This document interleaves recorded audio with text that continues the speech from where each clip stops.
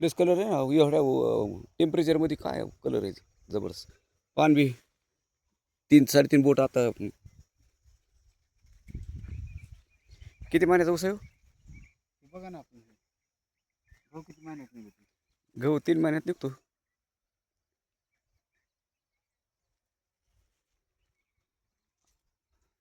आज हे चैत्र.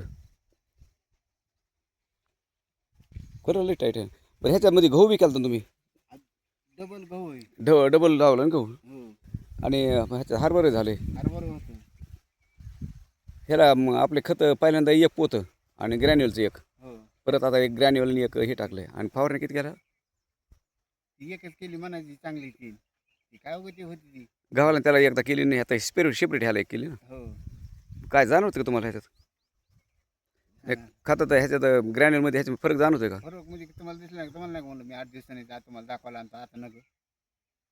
तुम्हाला फरक जाणवला पाहिजे. बाकी त्याला कळू नाही तर नाही कळू, पण तुम्हाला कळायला पाहिजे ना. ज्यात त्याला कळायला पाहिजे. काय आहे एकदम जबरदस्त ऊस जमला आहे. आणि फुटवा बी चांगला निघला आहे. आणि विशेष म्हणजे ह्याच्यात तुम्ही इतकं दाट केलं तर गहून ते सगळं. मग आता घाव ऊसावाल्याने वापरायला पाहिजे की नाही? वापरायला पाहिजे. ते आता इकडं तर म्हणते ते महाग आहे तुमच्यावालं. महाग आहे ते. हां, आता हे माती फोडताना अजून मी आणणार आहे खत.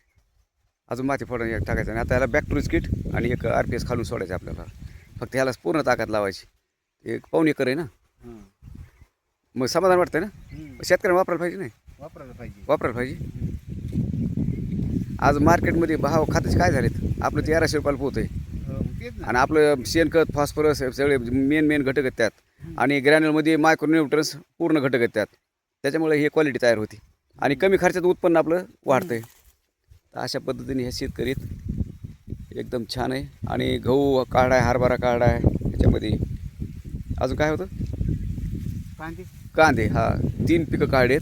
3 पिकाचं आम्ही हिशोब लावला तर 30,000चं ह्यांना आताच भेटलं आहे उत्पन्न. आणि ऊसाची क्वालिटी अशी. धन्यवाद सर.